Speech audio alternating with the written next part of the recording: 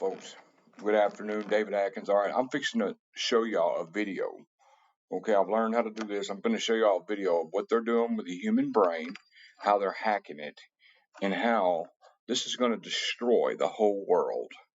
Mark my words, it's going to destroy the whole world. So everybody making fun of us and targeted individuals saying we're crazy. Well, look, these are professional scientists here. They're all the World Economic Forum and everything. So watch this.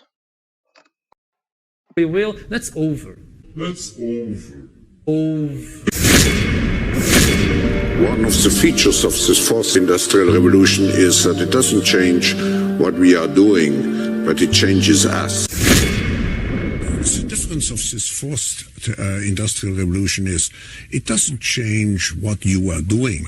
It changes you. If you take genetic editing, right. Just as an example, it's you who are changed. And of course, this has a big impact on your identity. For we are opposed around the world by a monolithic and ruthless conspiracy that relies primarily on covert means for expanding its sphere of influence, on infiltration instead of invasion, on subversion instead of elections, on intimidation instead of free choice, on guerrillas by night instead of armies by day. It's backed by Jeff Bezos, founder of Amazon, NASA, and the CIA. Each one costs $10 million and operates at 459 degrees below zero. It is a system which has conscripted vast human and material resources into the building of a tightly knit, highly efficient machine that combines military, diplomatic, intelligence, economic, scientific, and political operations. They call it the Infinity Machine, quantum computing. Its preparations are concealed, not published. Its mistakes are buried, not headlined.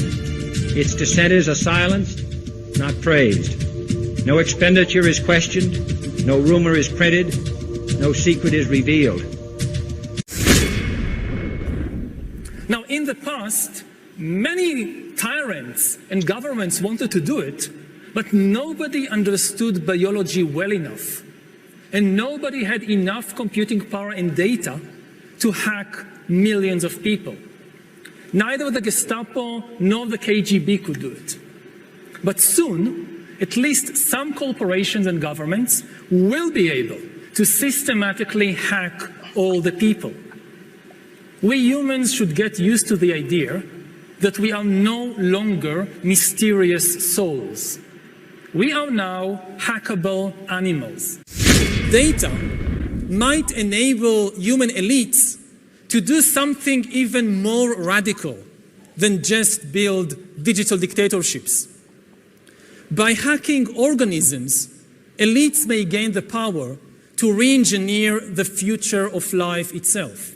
Because once you can hack something, you can usually also engineer it. And if indeed we succeed in hacking and engineering life, this will be not just the greatest revolution in the history of humanity. This will be the greatest revolution in biology since the very beginning of life 4 billion years ago. For 4 billion years, nothing fundamental changed in the basic rules of the game of life.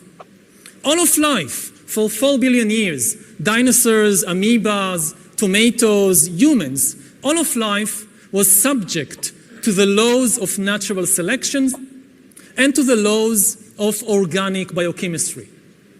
But this is now about to change. Science is replacing evolution by natural selection with evolution by intelligent design. Not the intelligent design of some god above the clouds, but our intelligent design and the intelligent design of our clouds, the IBM cloud, the Microsoft cloud. These are the new driving forces of evolution. And at the same time, science may enable life after being confined for 4 billion years to the limited realm of organic compounds. Science may enable life to break out into the inorganic realm. So after 4 billion years of organic life shaped by natural selection, we are entering the era of inorganic life shaped by intelligent design. So does the data about my DNA, my brain, my body, my life, does it belong to me or to some corporation or to the government or perhaps to the human collective?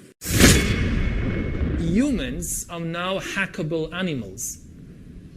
You know, the whole idea that humans have, you know, they have this soul or spirit and they have free will and nobody knows what's happening inside me. So whatever I choose, whether in the election or whether in the supermarket, this is my free will, that's over. Free will, that's over. That's over.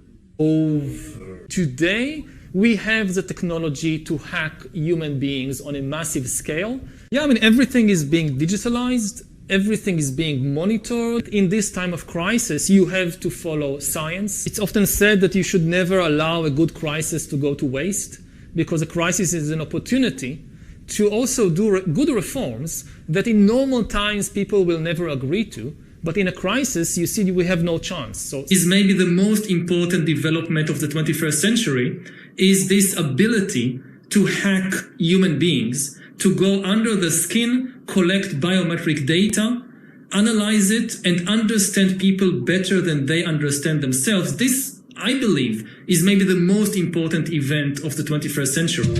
If you go all the way back to Norbert Wiener, the goal of creating artificial intelligence was to create an all-seeing eye, a global computer that sees all, sees everything, and to become gods. And the Sentient World Simulation, SWS, went live in 2007. Right now, we're inside a computer program. Is it really so hard to believe? These nanobots, these blood cell-sized devices, will be going in our bodies. We'll have some go inside our brains through the capillaries, non-invasively. They'll be interacting with our biological neurons. They'll put our brains on the internet. And they'll also enable us to enter a virtual reality environment from within the nervous system. So if I want to go in a virtual reality environment, the nanobots will shut down the signals coming from my real eyes and my real skin and create the signals that would be appropriate for the virtual environment. And then it'll feel like I'm in that environment. This isn't real. What is real? How do you define real? If you're talking about what you can feel, what you can smell, what you can taste and see, then real is simply electrical signals interpreted by your brain. If we have algorithms that stimulate the right things and give it the right data, they could reprogram you in a way without you even knowing it.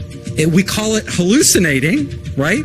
But these would be controlled hallucinations run by algorithms. So you think you're in control of your own will, but it's actually some evil AI or evil people controlling everything we do, and we're more like zombies, you know? Like we think we're free and we're not actually free. It is called the Sentient World Simulation. The program's aim, according to its creator, is to be a continuously running, continually updated mirror model of the entire planet, complete with billions of nodes representing every person on the Earth. Targets and mind control victims have their minds linked up for life with conscious supercomputers, which send a steady stream of bidirectional, low-frequency electromagnetic radiation to the target's brain.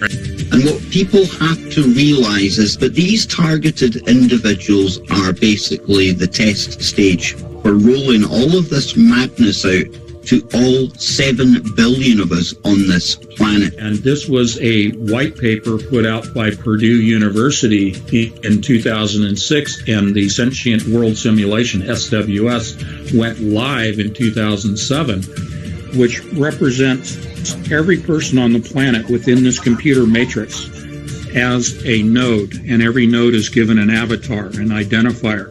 And that is real-time, 24/7 monitoring of every person on the planet. This is primarily, but not exclusively, facilitated by the adiabatic quantum computers produced by D-Wave Corporation. At the time of initial reports on the program, there were only 62 country-level simulations being run by the U.S. Department of Defense. These simulations grouped humans into composites, with 100 individuals acting as a single node. But already at that time, the US Army had used the systems to create a 1-to-1 level simulation of potential Army recruits.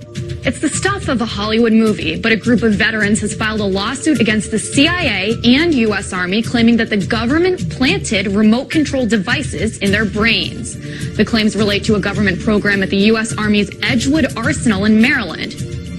The ultimate aim would be to archive enough data on each individual to be able to make a computer model of everyone on the planet. In the human genome, we have a finite in the hundreds of thousands of different genes across our species. And we mapped them out in the Human Gene Project. Well, now it's the Human Mind Project, the Global Brain Project. You know, President Obama just recently funded a whole bunch of scientists to decipher the mind. Well, our previous president, same thing, George Bush, said the same thing. They're trying to decipher every possible thought and uniqueness due to culture and language and whatnot. And the goal is to make a cognitive model or map of the victim's brain. Ultimately, the system replicates and digitizes the will, intellect, and emotions, the soul of the targets, and downloads this back into the conscious computer. Robots, the smartest people. Artificial intelligence, AI. The idea is to port the software from the human brain. First, we're going to need lots of cheap, fast, parallel computers. He was referring to parallel processors, about servers. What he did not state was that it is actually the quantum computer systems coming out of D-Wave that actually creates and drives this new matrix known as the SWS. It is not transistor-based servers that run this. They are qubits, quantum bits, and it is the SWS and D-Wave that comprises this new matrix. Second, we're going to need to scan individual human brains in fine spatial and chemical detail to see exactly what cells are where, connected to what, or what type. We could scan my brain from inside, sending scanners through the bloodstream, billions of them, in the form of nanorobots or nanobots, and capture every detail of my synapses and neurotransmitters, and create a virtual Ray Kurzweil in a very powerful computer. And it would be indistinguishable from me. It would pass a Ray Kurzweil Turing test. And third, we're going to need computer models of how each kind of brain cell works, taking input signals, changing interval state, and sending output signals. If we have good enough models of all the kinds of brain cells and a good enough model of a brain, we can put it together to make a good enough model of an entire brain, and that model would have the same input-output behavior as the original. So if you talk to it, it might talk back. If you ask it to do things, it might do them. And if we could do that, everything would change. The Manhattan Project gave us the atomic bomb. The Genome Project gave us the human genome. The third great initiative could be the Connectome Project, to map the entire human brain